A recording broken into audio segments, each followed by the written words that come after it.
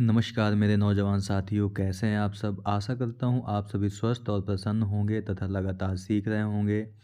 मैं Prem, assistant professor, PSMPG college, geography department Kannauj, आपका स्वागत करता हूं अपने YouTube channel geography with Prem में। दोस्तों, बीए यानी कि जो नई शिक्षा नीति 2020 के अंतर्गत जो आपका बीए में ज्योग्राफी के अंतर्गत फोर्थ सेमेस्टर का सिलेबस है, उसमें आपको पढ़ना है इकोनॉमिक ज्योग्राफी, यानी कि आपको आर्थिक भूगोल पढ़ना है। ठीक है। और आपको पता है कि जो सेकेंड सेमेस्टर है या फोर्थ सेमेस्टर है या सिक्स सेमेस्टर है, उसका जो एग्ज़ाम होगा वो ऑब्जेक्टिव टाइप होगा, यानी कि जो आपके क्वेश्चन पेपर होगा वो बहुविकल्पीय प्रश्नों के रूप में होगा। ठीक है।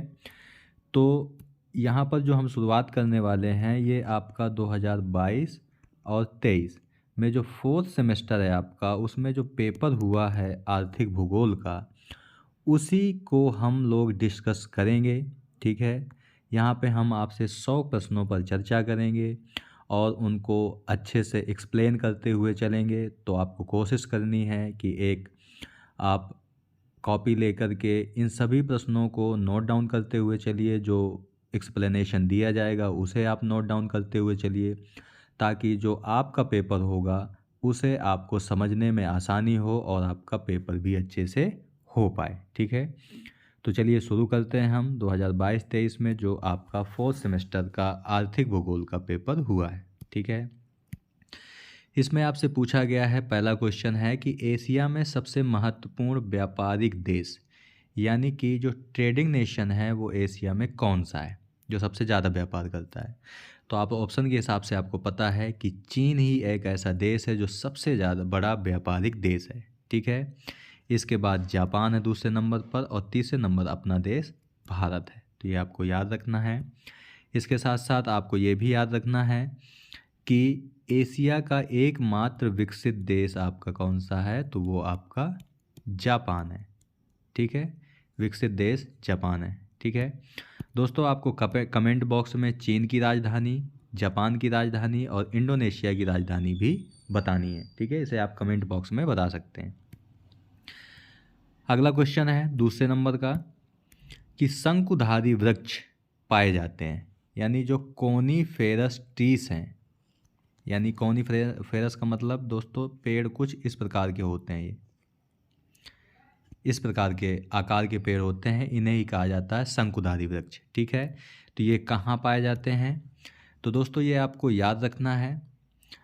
इसमें जो दो विकल्प हैं ये गलत दिए हुए हैं, एक साथ दिए गए हैं। ठीक है। तो आपको इंग्लिश देख लेनी है। प्लेट्यू रीजन यानी पठारी क्षेत्र, प्लेन्स रीजन यानी मैदानी क्षेत्र, कोस्टल रीजन यानी तटीय क्षेत्र और हिल्स रीजन यानी कि पहाड़ी क्षेत्र। ठीक है। तो अब आपको ये याद रखना है कि ये जो शंकुधारी पेड़ हैं वहाँ पर पाए जाते हैं जहाँ पर बर्फ़ पड़ती है। ठीक है। बर्फ़ पड़ती है, यानी कि जहाँ का जो टेम्परेचर है वो माइनस रहता है, यानी बहुत कम रहता है, वहाँ पर शंकुधारी वृक्ष पाए जाते हैं। तो अब ऑप्शन से जा सकते हैं कि पहाड़ी क्षेत्र ही ऐसे क्षेत्र हैं जहाँ पर ये इस प्रकार के वृक्ष पाए जाते हैं। क्योंकि मान लीजिए कोई पहाड़ है अगर इस प्रकार, तो पहाड़ का जो ऊपर वाला हिस्सा होगा यहाँ पर तापमान बहुत कम होगा, तो इन्हीं भागों में पाए जाते हैं आपके शंकुधारी वृक्ष। ठीक है। इसके अलावा जो दोस्तों पठारी क्षेत्र हैं या मैदानी क्षेत्र हैं, यहाँ पर पतझड़ वन पाए जाते हैं। पतझड़ पतझड़ का मतलब दोस्तों इनमें जो पेड़ पाए जाते हैं वह वर्ष में एक बार अपनी पत्तियां गिराते जरूर हैं। ठीक है। तो ये भी आपको याद रखना है।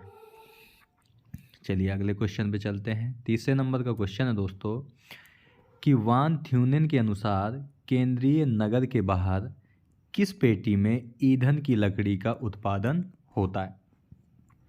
तो इस प्रश्न को हल करने से दोस्तों हम कुछ चीज़ें आपको बताना चाहेंगे। पहले कि जो वान थ्यूनेन महोदय हैं उन्होंने दिया था कृषि अवस्थिति सिद्धांत। कृषि अवस्थिति सिद्धांत दिया था। ठीक है। कब दिया था, 1826 में दिया था। तो ये आपको नोट डाउन करना है कि कृषि अवस्थिति सिद्धांत 1826 में किसने दिया, तो वान थ्यूनेन महोदय ने दिया था। और ये वान थ्यूनेन कहाँ के थे, तो ये जर्मनी के थे। ठीक है, तो इन्होंने दोस्तों बताया था कि एक नगर है, मान लीजिए नगर है, तो नगर के बाहर 6 पेटियां पाई जाती हैं। हम इस प्रकार इसे बना सकते हैं, मान लीजिए नगर है, इसके बाद 6 पेटियां हैं।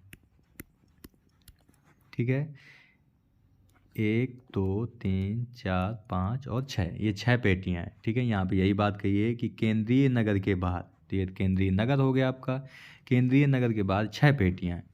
तो इन्होंने बताया था कि इन 6 पेटियों में अलग अलग उत्पादन होता है। ठीक है, तो पहली पेटी में इन्होंने क्या बताया था, इसमें बताया था इन्होंने बताया था कि संघन डेयरी। दोस्तों ये सब आपको नोट डाउन करते हुए चलना है। ठीक है, संघन डेयरी एवं उद्यान कृषि, उद्यान कृषि। ठीक है, ये किस पेटी में, तो पहली पेटी में। ठीक है, इसके बाद अब आपको ऐसे याद रखना है, नंबर डाल के बता दे रहे हैं। दूसरी पेटी में इन्होंने बताया था ईंधन और लकड़ी।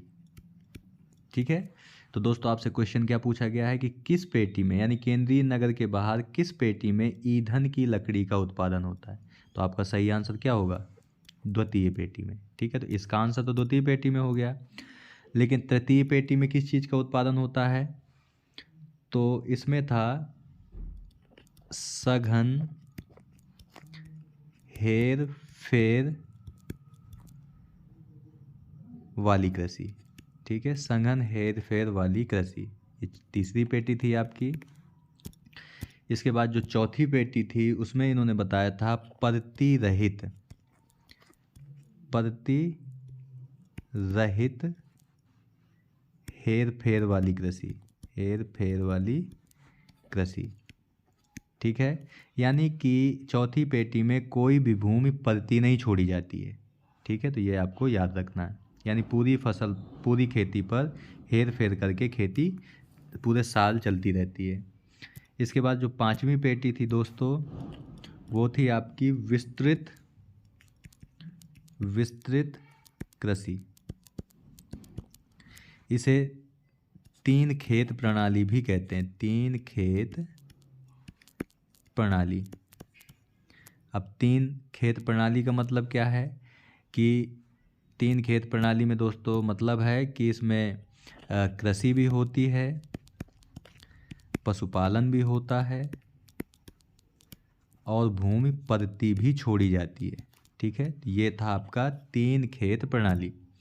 और दोस्तों छठवीं और लास्ट पेटी थी, छठवीं पेटी में आपका केवल और केवल पशुपालन होता था, कृषि नहीं होती थी। ठीक है, तो दोस्तों इस क्वेश्चन से आपको इतनी सारी जानकारी याद रखनी है कि कृषि अवस्थिति सिद्धांत किसने दिया था, तो वान थ्यूनेन ने दिया था 1826 में, और ये जर्मनी के थे। ठीक है, और इन्होंने केंद्रीय नगर के बाहर कितनी पेटियां बताई थी, तो 6 पेटियां बताई थी।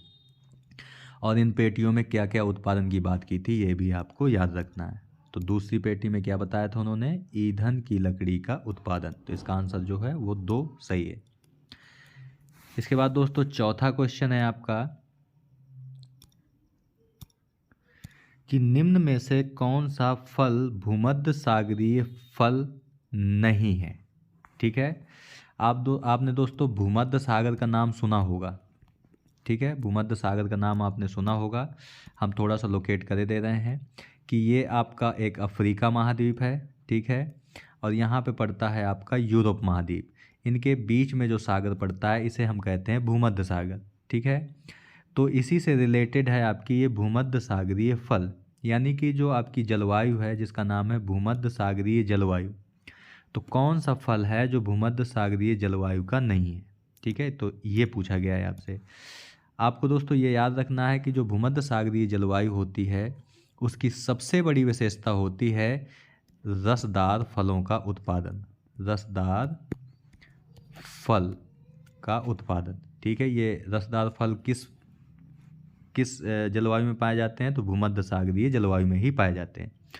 तो अब आप इन विकल्पों के माध्यम से भी देख सकते हो कि नींबू आपका रसदार होता है, संतरा भी रसदार होता है, जैतून भी आपका रसीला ही होता है, लेकिन आम आपका रसदार नहीं होता।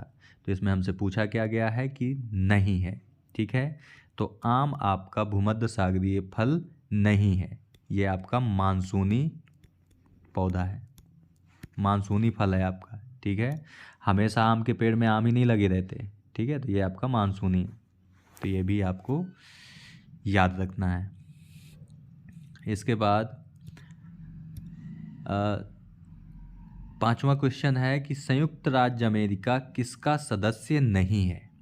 ठीक है, कुछ यहाँ पे दोस्तों संगठनों के नाम दिए गए हैं, आसियान, नाफ्टा, सार्क और इफ्टा। तो आपसे पूछा जा रहा है कि संयुक्त राज्य अमेरिका किसका सदस्य नहीं है। तो दोस्तों इन सभी संगठनों के बारे में हम एक एक करके बात कर लेते हैं, तो आपको क्लियर हो जाएगा कि अमेरिका किसका सदस्य नहीं है। सबसे पहले बात करते हैं आसियान की। आसियान का दोस्तों जो फुल फॉर्म होता है वो होता है आपका एसोसिएशन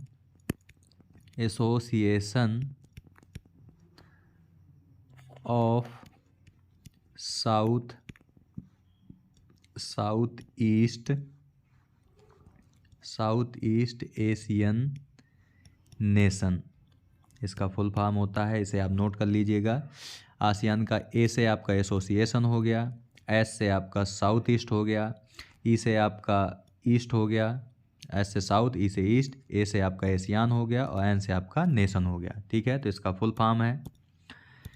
इसकी स्थापना 8 अगस्त 1967 को हुई थी। ठीक है, इसका हेड क्वार्टर यानी HQ यानी हेड क्वार्टर कहाँ पर है, तो ये है आपका जकार्ता इंडोनेशिया में है, जकार्ता इंडोनेशिया में है। ठीक है, और इसके सदस्य देश दोस्तों 10 हैं। ठीक है, 10 सदस्य देश हैं। तो दोस्तों आपको कमेंट बॉक्स में बताना है कि जो आसियान के 10 सदस्य देश हैं वो कौन कौन से हैं, ये आपको बताना है। ठीक है, इसके बाद है दोस्तों नाफ्टा। नाफ्टा का फुल फॉर्म होता है north American free trade agreement. ठीक है, north American free trade agreement. इसकी दोस्तों जो स्थापना है वो हुई थी आपकी 1 जनवरी 1994 में। ठीक है, और इसके सदस्य देश कितने हैं, 3 हैं। कौन कौन से हैं, एक तो आपका अमेरिका है, दूसरा आपका कनाडा है और तीसरा आपका है मैक्सिको। तो ये 3 इसके सदस्य देश हैं। ठीक है, इसके बारे में आपको याद रखना है। और इसका जो मुख्यालय है वो है आपका मैक्सिको सिटी में, मैक्सिको सिटी जो कि मैक्सिको की राजधानी है। ठीक है, इसका मुख्यालय है। इसके बाद है इफ्टा।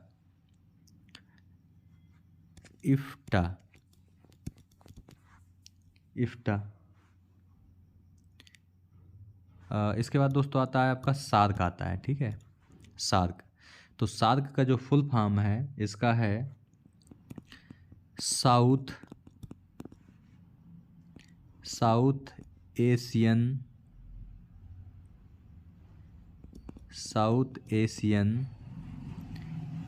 एसोसिएशन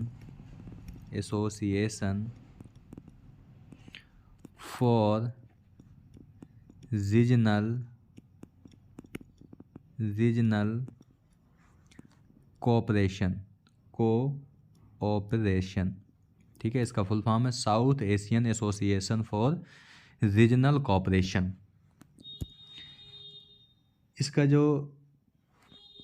इसकी स्थापना 8 दिसंबर 1985 को हुई थी। इसका मुख्यालय है ढाका बांग्लादेश में। ढाका बांग्लादेश में इसका मुख्यालय है और इसमें दोस्तों 8 सदस्य देश हैं।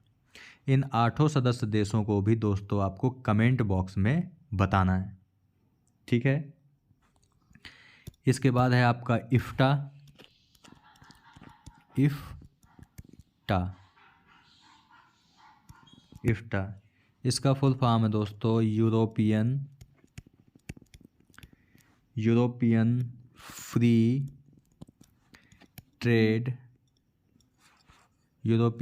Trade agreement. ठीक है, यूरोपियन फ्री ट्रेड एग्रीमेंट। और इसकी स्थापना हुई थी 1960 में। और इसका जो हेड क्वार्टर है वो है आपका जिनेवा स्विट्ज़रलैंड में। ठीक है, तो अब हमारा जो क्वेश्चन है वो है कि संयुक्त राज्य अमेरिका किसका सदस्य है। तो अभी आपको बताया north American free trade agreement, जिसमें 3 सदस्य देश थे, अमेरिका, कनाडा और मैक्सिको। तो अब आपको आंसर मिल गया होगा कि नाफ्टा का संयुक्त राज्य अमेरिका एक सदस्य देश है। तो इन सब चीज़ों को दोस्तों आपको अच्छे से नोट डाउन करते हुए चलना है ताकि आपको रिवीजन करने में आसानी हो सके। ठीक है, अगला क्वेश्चन है कि शुष्क कृषि विश्व के किन भागों में अपनाई जाती है। दोस्तों यहाँ पे आपको शुष्क का मतलब समझ लेना है कि यहाँ पे जो रेनफॉल है यानी वर्षा है वो बहुत कम होगी। ठीक है, और जो दोस्तों टेम्परेचर है वो क्या होगा, ज़्यादा होगा, बहुत ज़्यादा होगा। टेम्परेचर बहुत ज़्यादा और वर्षा बहुत कम। ठीक है, तो शुष्क कृषि किन भागों में अपनाई जाएगी, जहाँ पर जाहिर सी बात है कि वर्षा कम होती है। ठीक है, तो यहाँ पे आपका पहला विकल्प है कि एरियाज यानी कि 54 सेंटीमीटर से कम वर्षा वाले जो क्षेत्र हैं वहाँ पर शुष्क कृषि ही अपनाई जाती है। ठीक है, और शुष्क कृषि में मोटे अनाज की कृषि की जाती है, ये भी आपको याद रखना है। मोटे अनाज कौन से हैं, जैसे सरसों, बाजरा आदि, ये सब मोटे अनाज होते हैं। ठीक है, तो ये आपको याद रखना है। यहाँ पे जो मध्य गंगा बेसिन डेल्टाई क्षेत्र हैं ये दोस्तों यहाँ पर शुष्क कृषि ना हो करके आर्द्र कृषि होती है, आर्द्र। ठीक है, यानी कि वेट कल्टीवेशन होता है मध्य गंगा और डेल्टाई क्षेत्र में, जबकि ड्राई फार्मिंग 54 सेंटीमीटर से कम वर्षा वाले क्षेत्रों में होती है। इसके बाद अगला क्वेश्चन है दोस्तों कि अजैविक संसाधनों में आप किसको शामिल नहीं करेंगे, अबायोटिक रिसोर्स।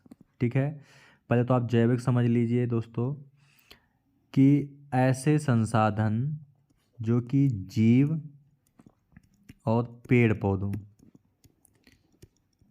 पौधों के अवशेषों से नहीं बने। ठीक है, यानी कि जो भी संसाधन जीव और पेड़ पौधों के अवशेषों से बनेंगे वो आपके सभी क्या होंगे, जैविक संसाधन होंगे। लेकिन यहाँ पे अजैविक संसाधन आपसे पूछा गया है। ठीक है, तो अजैविक संसाधन वे होंगे जिनमें जीवों और पेड़ पौधों के अवशेष नहीं पाए जाते। ठीक है, तो दोस्तों जो धात्विक पदार्थ होते हैं आपके वे सारे क्या होते हैं, अजैविक होते हैं। धात्विक मतलब जैसे आपका लोहा है, सोना है, चांदी है। ठीक है, तो ये सब क्या है, ये अजैविक है। बाकी वायु, खनिज, घास के मैदान ये सभी जैविक हैं। तो ये आपको याद रखना है। इसके बाद 8वें नंबर का प्रश्न है दोस्तों कि निम्नलिखित में से कौन सा प्रदेश कृषि के लिए सर्वथा अनुपयुक्त है। अनुपयुक्त यानी अनसुटेबल फॉर एग्रीकल्चर, यानी कि ऐसा क्षेत्र जिसमें कृषि नहीं की जा सकती, यानी कोई फसलें नहीं उगाई जा सकती, ना कोई पशुपालन किया जा सकता वहाँ पे। तो वो कौन सा क्षेत्र है, टुंड्रा प्रदेश। अगर हम देखो ग्लोब पर देखें तो टुंड्रा प्रदेश कौन से हैं, ये आपके दोनों पोल हैं, ये आपका नॉर्थ पोल है, ये आपका साउथ पोल है। तो इन्हीं के जो आसपास वाला क्षेत्र है वो आपका क्या कहलाता है, टुंड्रा प्रदेश कहलाता है। हिमाच्छादित पर्वत श्रेणी, कहने का मतलब है कि जो पर्वत के ऊपरी भाग हैं वो हमेशा हिमाच्छादित रहते हैं। तो यहाँ पर तीसरा है आपका उष्ण मरुस्थल। मरुस्थल का मत दोस्तों हमने बताया कि यहाँ पर जो टेम्परेचर होगा वो प्लस होगा यानी बहुत ज़्यादा, और जो रेनफॉल होगी वो बहुत कम होगी यानी वर्षा बहुत कम होगी। तो दोस्तों कृषि के लिए ये तीनों ही क्षेत्र आपके अनुपयुक्त होते हैं। ये आपको याद रखना है। इसके अलावा कौन सा क्षेत्र अनुपयुक्त होता है? जो सघन वन वाले क्षेत्र होते हैं, ये भी आपके अनुपयुक्त कृषि के लिए ही होते हैं, इनमें कृषि नहीं की जा सकती आपकी। ठीक है, तो ये भी आपको याद रखना है। इसके अलावा दलदली क्षेत्र हैं जो आपके, वो भी अनुपयुक्त होते हैं। ठीक है, तो ये आपको याद रखना। तो सही आंसर इसका डी है। अगला क्वेश्चन है दोस्तों कि पर्यावरण वह लक्षण या तत्व है जो किसी न किसी रूप में मानव के लिए उपयोगी हो और तो वह संसाधन कहलाता है। ठीक है, ये feature of the environment that is of value to man in one from another is called resources. इसमें दोस्तों भूगोलवेत्ता का नाम पूछा गया है कि किसने कहा है, तो गोड्ज महोदय, ये गोड्ज महोदय ने कहा था। ठीक है, तो याद इस प्रकार के क्वेश्चन दोस्तों याद करने का बहुत ज़्यादा पॉइंट नहीं होता है, लेकिन फिर भी आपको पता होना चाहिए। ठीक है, अगर आप चाहें, अगर आपको कहीं पे परिभाषाएं मिलती हैं तो इन चारों लेखकों की परिभाषाएं आप याद कर सकते हैं कि इन्होंने क्या कहा था संसाधन के बारे में। जैसे जिमरमैन महोदय ने कहा था कि संसाधन होते नहीं हैं, नहीं है, बनते हैं। ठीक है, तो इन्होंने कहा था जिमरमैन ने कि संसाधन होते नहीं हैं, बनते हैं। ठीक है, इसके बाद 10 नंबर का क्वेश्चन है और आज का संभवतः लास्ट क्वेश्चन है, क्योंकि हम 10-10 प्रश्नों को हल करेंगे तो 10 दिन में आपके 10 × 10 यानी कि 100 हो जाएंगे। यानी कि जो 2022-23 का आपका आर्थिक भूगोल का पेपर है उसको हम अच्छे से एक्सप्लेन करके ले जाएंगे। ठीक है, बाकी देखते हैं कि जैसा टाइम मिलेगा 10 क्वेश्चन या 15 क्वेश्चन वो हमेशा इस हिसाब से डिस्कस करते हुए चलेंगे। 10 नंबर का क्वेश्चन है कि निम्नलिखित में से कौन सा उद्योग आधारभूत उद्योग है। ठीक है, यानी बेसिक इंडस्ट्री वाला उद्योग कौन सा है। पहले तो आप ये समझ लीजिए कि आधारभूत उद्योग का मतलब क्या है। आधारभूत उद्योग का मतलब होता है दोस्तों कि इस उद्योग में जो चीज़ें बनाई जाएंगी, या कह सकते हो आपकी मशीनें बनाई जाएंगी। ठीक है, मशीनें बनाई जाएंगी जो दूसरे उद्योग में काम करेंगी और वस्तुओं का उत्पादन करेंगी। ठीक है, तो समझ गए आप आधारभूत उद्योग क्या है। कि यानी इस उद्योग में जो चीज़ बनेगी वह दूसरे उद्योग में तीसरी चीज़ का उत्पादन करने के लिए काम में लाई जाएगी, जैसे कि मशीनें। तो अब आपको पता है कि मशीनें किन चीज़ों से बनी होती हैं, तो जाहिर सी बात है कि लोहे से बनी होती हैं। तो दोस्तों जो लौह इस्पात उद्योग है आपका, वो एक आधारभूत उद्योग है।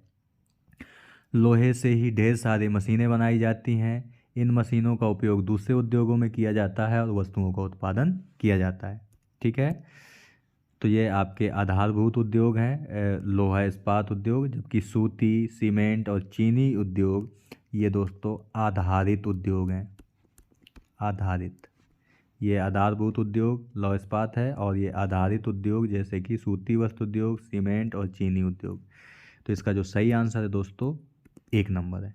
ठीक है, तो दोस्तों आज के वीडियो में यहीं तक। आज हमने 2022-23 में जो आपका आर्थिक भूगोल का पेपर हुआ है उसके 10 प्रश्नों पर चर्चा की है। ठीक है, इसका हमने एक्सप्लेन भी किया है अच्छे से। तो जो चीज़ें आपको बताई गई हैं एक्स्ट्रा, उन्हें आप एक कॉपी में अच्छे से नोट डाउन करते हुए चलिए, ताकि जो आपका एग्ज़ाम होगा उसमें आपको मदद मिले इन प्रश्नों को हल करने में। ठीक है, तो मिलते हैं आपसे नेक्स्ट वीडियो में कुछ अन्य प्रश्नों के साथ। तब तक के लिए नमस्कार। आप प्रसन्न रहिए, खुश रहिए, मुस्कुराते रहिए और लगातार सीखते रहिए, कभी अपने लिए तो कभी अपनों के लिए। धन्यवाद। जय हिंद मित्रों।